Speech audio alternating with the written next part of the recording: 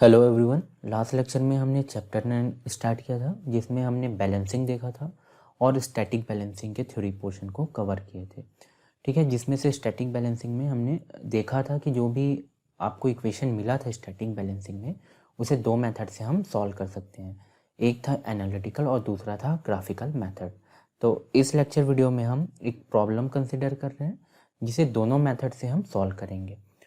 तो यहाँ पर क्वेश्चन गिवन है, 4 मासेस दिया है ए बी सी डी, जो कि बोल रहा है कि शाफ्ट के साथ अटैच्ड है और ये रिवॉल्व कर रहा है सेम प्लेन में। ठीक है, तो जब भी सेम प्लेन की बात हो रही है मतलब जो भी रोटेटिंग मासेस हैं वो यदि एक ही प्लेन में रोटेट कर रहे हैं तो वो किसका कौन सा प्रॉब्लम हो जाता है, आपका स्टैटिक बैलेंसिंग का केस हो जाता है। ठीक है, आगे बोल रहा है द मासेस आर, जो मासेस के वेट हैं वो दे दिया है। ठीक है, गिवन है यहाँ पर।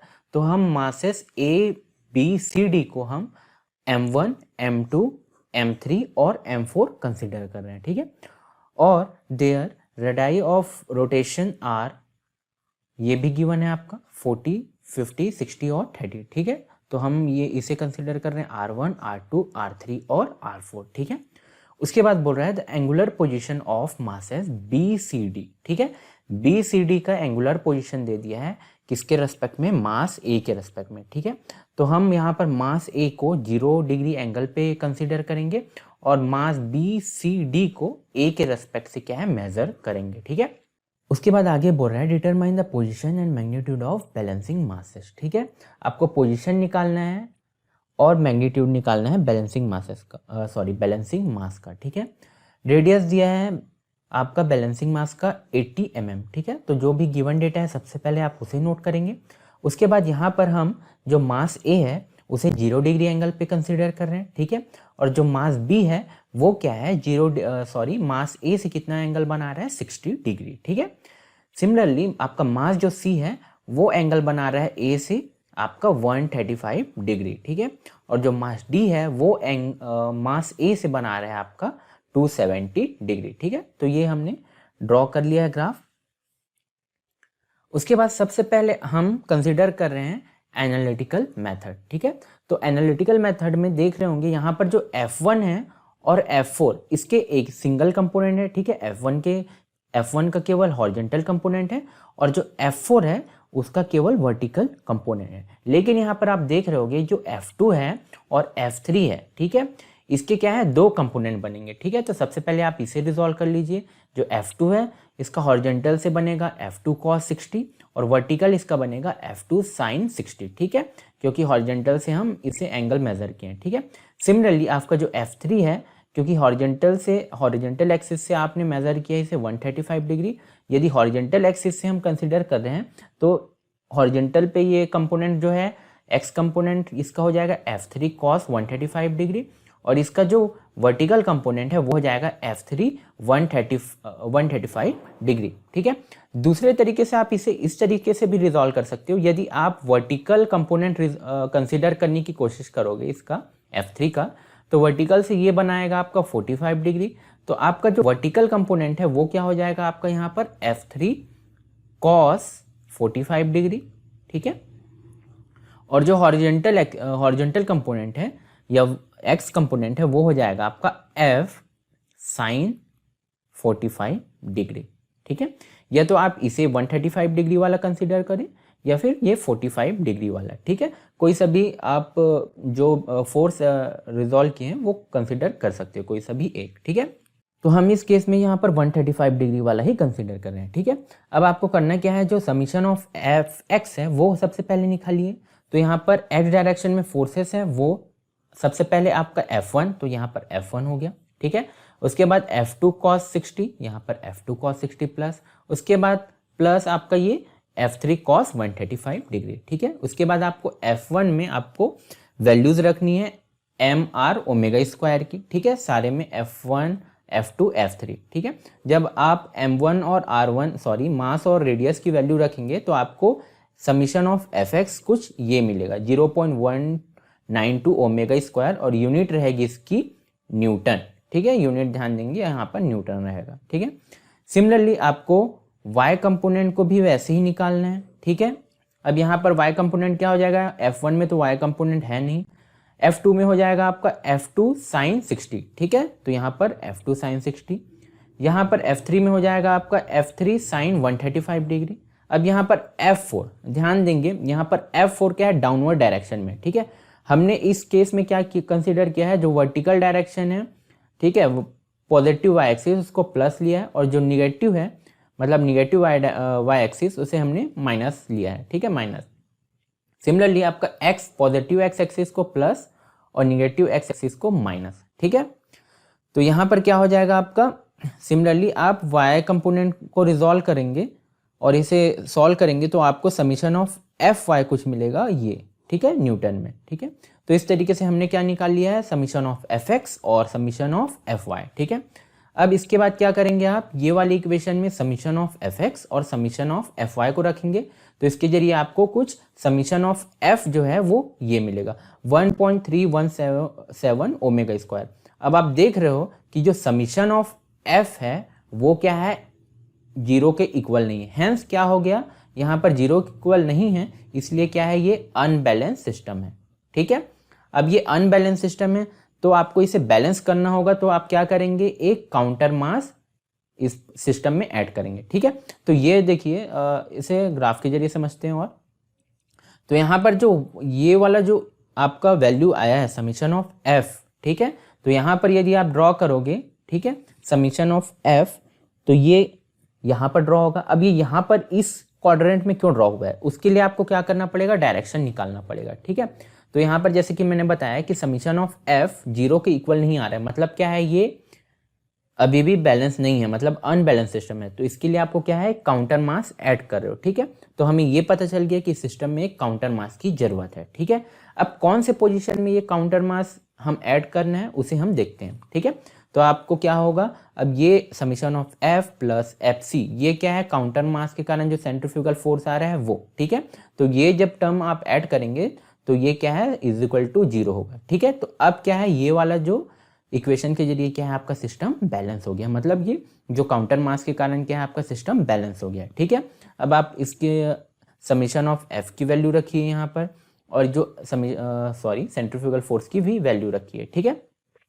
यहाँ पर रेडियस ऑफ रोटेशन गिवन है आपका, ठीक है, 0.08, मतलब जो काउंटर मास है उसका, इस तरीके से क्या है, आपका मैग्नीट्यूड मिल जाएगा ये काउंटर मास का, ठीक है। अब हमें देखना है कि डायरेक्शन ध्यान देंगे, तो यहाँ पर डायरेक्शन कैसे निकालना है आपको, tan theta is equal to summation of F upon summation of F Y, ठीक है। अब देख रहे होगे यहाँ पर क्या है, जो हमारा समीशन ऑफ एफ एक्स है इसकी वैल्यू क्या है, पॉजिटिव में है, ठीक है। Similarly summation of F Y भी क्या है, इसकी भी वैल्यू पॉजिटिव है। हेंस क्या हुआ, आपका जो दोनों हैं, मतलब जो क्वाड्रेंट यदि आप बनाएंगे, ठीक है, यदि आप क्वाड्रेंट बनाएंगे तो यहाँ पर क्या है, दोनों पॉजिटिव रहते हैं, एक्स भी और वाई। यहाँ पर क्या होता है आपका, यहाँ पर आपका वाई तो पॉजिटिव रहता है लेकिन यहाँ पर एक्स निगेटिव रहता है। यहाँ पर क्या होते हैं, दोनों निगेटिव में रहते हैं, वाई भी और आपका एक्स, ठीक है। और यहाँ पर आपका पॉजिटिव एक्स रहता है और निगेटिव वाई रहता है, ठीक है। तो आप देख रहे होगे कि ये जो दोनों हैं आपका समीशन ऑफ एफ एक्स और समीशन ऑफ एफ वाई, ये दोनों की वैल्यू पॉजिटिव में है। तो पॉजिटिव में है तो हमारा क्वाड्रेंट कौन सा आएगा, ये फर्स्ट वाला है। हेंस आपका ये जो डिस्टर्बिंग फोर्स है, ठीक है, वो किस में आएगा, फर्स्ट क्वाड्रेंट में आ रहा है, ठीक है। अब आपको पता है कि डिस्टर्बिंग फोर्स यहाँ पर आ रहा है, तो इसके अपोजिट ही आपको क्या लगाना पड़ता है, काउंटर मास, ठीक है। तो ये वाला बोल रहा था, ये नहीं है, ये है आपका डिस्टर्बिंग फोर्स, ठीक है, समीशन ऑफ एफ, ठीक है। तो इसके अपोजिट ही आपको क्या है, काउंटर मास ऐड करना पड़ेगा, ठीक है। तो ये आप बैलेंसिंग मास आप ऐड कर रहे हो, मतलब काउंटर मास, ठीक है, इसके जस्ट 180 डिग्री पे, ठीक है। तो इस तरीके से क्या है, आपका ये डायरेक्शन मिल गया, ठीक है। तो ये वाला जो डायरेक्शन है ये तो किसका है, आपका ये जो डिस्टर्बिंग फोर्स है उसका। अब आपको काउंटर मास का जो डायरेक्शन चाहिए तो आप क्या करोगे, 180 ऐड करोगे। 180 क्यों, क्योंकि ये जो डिस्टर्बिंग फोर्स है जस्ट इसके अपोजिट में ही क्या है, आपका ये काउंटर बैलेंस वाला मास आएगा, ठीक है। तो इस तरीके से आपको क्या है, ये काउंटर मास का जो काउंटर मास का जो एंगल है वो मिलेगा, ठीक है। ये एंगल कहाँ से बना रहा है, आपके एक्स एक्सिस से, ठीक है, मतलब मास ए से बन रही है, ठीक है। तो ये था आपका एनालिटिकल मेथड। इसके बाद हम देखते हैं ग्राफिकल मेथड। तो ग्राफिकल मेथड में आपको क्या करना है, F1, F2, F3 और F4, ठीक है। इसमें क्या करना है, आपको मास और रेडियस की वैल्यू रख देना है, जिसके जरिए क्या है आपको F1, F2, F3 और F4 ये सारे न्यूटन में आपको मिलेंगे। यहाँ पर n कंफ्यूज आप नहीं होंगे, ये n है वो न्यूटन है, ठीक है। तो इस तरीके से आपने F1, F2 और F3 और F4 की वैल्यू निकाल ली है, ठीक है, मास और रेडियस को रखते हुए। अब आपको क्या है, ग्राफ ड्रॉ करना है, 2D ग्राफ ड्रॉ करना है। हेंस आप क्या है, जो न्यूटन है उसे तो ड्रॉ नहीं कर सकते, हेंस आपको कुछ स्केल में इसे कन्वर्ट करना पड़ेगा, ठीक है। तो हम यहाँ पर रिप्रेजेंटेटिव फैक्टर ले लेते हैं 0.4 ओमेगा स्क्वायर न्यूटन, मतलब इतने न्यूटन को हम 1 सेंटीमीटर कंसीडर करते हैं, ठीक है। तो आपको ये वाले जो टर्म्स हैं, मतलब ये न्यूटन में है जो F1, F2 और F3 और F4, इसको किस में कन्वर्ट कर लेना है आपको, यहाँ न्यूटन से आपको सेंटीमीटर, ठीक है, न्यूटन से आपको सेंटीमीटर में कन्वर्ट कर लेना है, ठीक है। तो जब सेंटीमीटर में आप कन्वर्ट करोगे तो आपको कुछ ये मिलेगा, F1 2.2 centimetre, F2 2.5 centimetre, F3 4.2 centimetre और F4 1.875 सेंटीमीटर, ठीक है। अब आपको करना क्या है, इसके बाद हम इसका ग्राफ प्लॉट करते हैं, मतलब इसे वेक्टर ड्रॉ करते हैं, ठीक है। तो सबसे पहले आपको करना क्या है, ये प्रोटेक्टर को आप कोई सा एक पॉइंट पे रखिए, ठीक है। यहाँ पर हमने जैसे ए पॉइंट पे रख दिया है।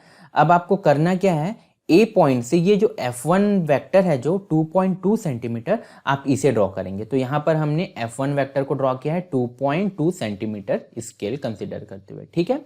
अब आप कहाँ पर आ गए हैं, ये बी पॉइंट पे, ठीक है। अब आपको करना क्या है, आप प्रोटेक्टर को यहाँ पर रखिए, ठीक है। ध्यान दीजिए जो F1 वाला था आपका, F1 वाला वेक्टर था वो 0 डिग्री एंगल पे है, ठीक है।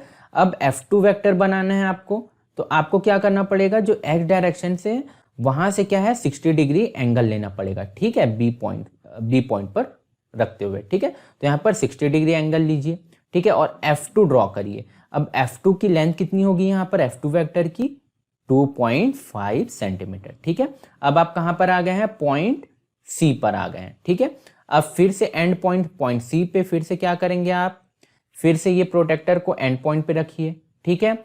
और जो आपका मास C है वो कितना एंगल बना रहा है, A से 135 डिग्री, ठीक है। तो आप क्या करना है, फिर से यहाँ पर x एक्सिस से कितना बनाना है आपको, 135 डिग्री, ठीक है। थोड़ा सा अप्रोक्सीमेटली ये स्केल थोड़ा सा डिस्टर्ब हो रहा है, ठीक है। तो यहाँ पर 135 डिग्री बनाना है आपका मास C के लिए, ठीक है। और ये जो F3 वेक्टर है इसकी लेंथ कितनी है यहाँ पर 4.2 सेंटीमीटर। तो आप क्या करेंगे, ये एंड पॉइंट से मतलब C पॉइंट से D, यहाँ पर कितनी की लेंथ रखेंगे आप, 4.2 सेंटीमीटर, ठीक है। अब आपको क्या करना क्या है, उसके बाद आपको D मतलब मास D का बनाना है। तो इसके लिए मास D पे सेंट्रीफ्यूगल फोर्स कितना लग रहा है आपका, ये F4, ठीक है, F4 लग रहा है, ठीक है। और ये कितना एंगल बना रहा है, 270 डिग्री। तो यहाँ से तो 180 हो गया, फिर प्लस कितना लेने पड़ेगा आपको, 90, ठीक है। तो ये 180 और यहाँ से 90, 270, ठीक है। और ये F4 की वैल्यू कितनी है, 1.875, ठीक है। अब देख रहे होंगे आप कि ये जो F4 है ये क्या है, इस मतलब ये जो ग्राफ है इसे क्या है, क्लोज नहीं कर रहे हैं। हेंस क्या हुआ, इसका मतलब क्या है कि ये सिस्टम बैलेंस नहीं है। तो आपको ये इस ग्राफ को क्लोज करने के लिए क्या है, आप एक और वेक्टर यूज कर रहे हो FC। ये क्या है आपका काउंटर मास के कारण जो सेंट्रीफ्यूगल फोर्स लग रहा है वो वाला, ठीक है। तो आप क्या करेंगे, E से A को ज्वाइन करेंगे। अब आपका ये जो फोर्स है इसे क्या है, स्केल के जरिए आप मेजर करेंगे, ठीक है। तो स्केल के जरिए जब आप मेजर करोगे तो आपको ये कुछ 3.28 सेंटीमीटर अप्रोक्सीमेटली आपको मिलेगा, ठीक है। अब ये क्या है, सेंटीमीटर में, आपको वापस किस में कन्वर्ट करना है, न्यूटन में, ठीक है। यहाँ पर न्यूटन में कन्वर्ट करना है आपको, ठीक है। आपको किस में कन्वर्ट करना है, न्यूटन में। हमने क्या लिया है, 0.4 ओमेगा स्क्वायर, न्यूटन को कितना माना है, 1 सेंटीमीटर। तो यहाँ पर 3.28 सेंटीमीटर कितना हो जाएगा, 1.312 ओमेगा न्यूटन, ठीक है। अब यहाँ पर वैल्यू रखिएगा, ठीक है। यहाँ पर क्या हो जाएगा, ये जो 1.312 ओमेगा स्क्वायर है ये क्या है आपका सेंट्रीफ्यूगल फोर्स है, किसके कारण, काउंटर मास पे लगने वाला सेंट्रीफ्यूगल फोर्स है, ठीक है। अब काउंटर मास में जो सेंट्रीफ्यूगल फोर्स लग रहा है उसकी वैल्यू कितनी होगी, mc/rc ओमेगा स्क्वायर, ठीक है। यहाँ पर हमारा r क्या है, गिवन है, ठीक है, कितना है 0.08, ठीक है, मीटर। यहाँ से दोनों साइड से क्या है आपका ओमेगा स्क्वायर कैंसिल हो जाएगा, ठीक है। तो यहाँ पर आरसी की वैल्यू रखिए, इस तरीके से आपको एम की वैल्यू कितनी मिल जाएगी, यहाँ पर आपको एम की वैल्यू मिलेगी 16.4, ठीक है। और यदि आप ग्राफिकल मेथड देखेंगे, ठीक है, सॉरी आप एनालिटिकल मेथड देखेंगे तो वहाँ भी कितनी आ रही है, अप्रॉक्सीमेटली कुछ आसपास ही आ रहा है 16.46, ठीक है। तो ग्राफिकल मेथड से भी क्या है, अप्रॉक्सीमेटली उतना ही आ रहा है, ठीक है। अब यदि आपको ये काउंटर मास का, ठीक है, डायरेक्शन जानना है, मतलब ये काउंटर मास जो है, ठीक है, उसका डायरेक्शन जानना है, तो आपको करना क्या है, आप ये प्रोटेक्टर को क्या है इस पॉइंट पे रखेंगे, ठीक है, 0 डिग्री एंगल पे, और क्या है आपको ये पूरा जो है यहाँ से, ठीक है, ये 0 डिग्री से ये पूरा क्या है आप प्रोटेक्टर से मेजर करिए, तो इतना तो 180 होगा प्लस ये वाला, ठीक है। तो अप्रॉक्सीमेटली ये आ रहा है 261 डिग्री, ठीक है, आसपास कुछ इतना ही आ रहा है, ठीक है। अब हेंस आपका जो एनालिटिकल मेथड था उसमें कितना आ रहा था, मास भी 16.46 आ रहा था और आपका डायरेक्शन भी कितना आ रहा था 261.62। यहाँ भी आप ग्राफिकल मेथड से भी देखेंगे तो उतना ही आ रहा है, ठीक है। तो ये था आपका ग्राफिकल मेथड, ठीक है। तो हमने जो स्टैटिक बैलेंसिंग का केस था उसे हमने दोनों मेथड से हमने सॉल्व किया है, पहला था एनालिटिकल मेथड और दूसरा था ग्राफिकल मेथड। एक और प्रॉब्लम कंसीडर करते हैं हम। तो यहाँ पर एक और प्रॉब्लम है, यहाँ पर भी 4 मासेस दिया हुआ है, M1 M2 M3 M4, ठीक है, गिवन है। और यहाँ पर इसका रेडियस ऑफ रोटेशन भी गिवन है, ठीक है। यहाँ पर एंगल बिटवीन सक्सेसिव मास दे दिया है, ठीक है। यहाँ पर मास ए से नहीं दिया है बल्कि दोनों मासेस के बीच कितना एंगल है वो दे दिया है, ठीक है। तो यहाँ पर आपका M1 और M2 के बीच कितना है 45, और M2 और M3 के बीच कितना है 65, और M3 और M4 के बीच कितना है 160 डिग्री, ठीक है। यहाँ भी आपको पोजीशन और मैग्नीट्यूड ढूंढना है बैलेंसिंग मास का, radius of rotation balancing mass का दे दिया है 0.3 मीटर, ठीक है। तो यहाँ पर आपका जो एंगल है वो क्या हो जाएगा, जैसे कि ये वाला तो 45 है, ठीक है। यहाँ से M1 से आपका M3 का एंगल कितना हो जाएगा, ये 110 डिग्री, ठीक है। सिमिलरली आपका M1 से ये M4 वाला कितना हो जाएगा आपका 270 डिग्री, ठीक है। तो ये क्वेश्चन को आप प्रैक्टिस करेंगे, जैसा पहला क्वेश्चन था वैसे ही सिमिलरली ये भी बनेगा। Thank you.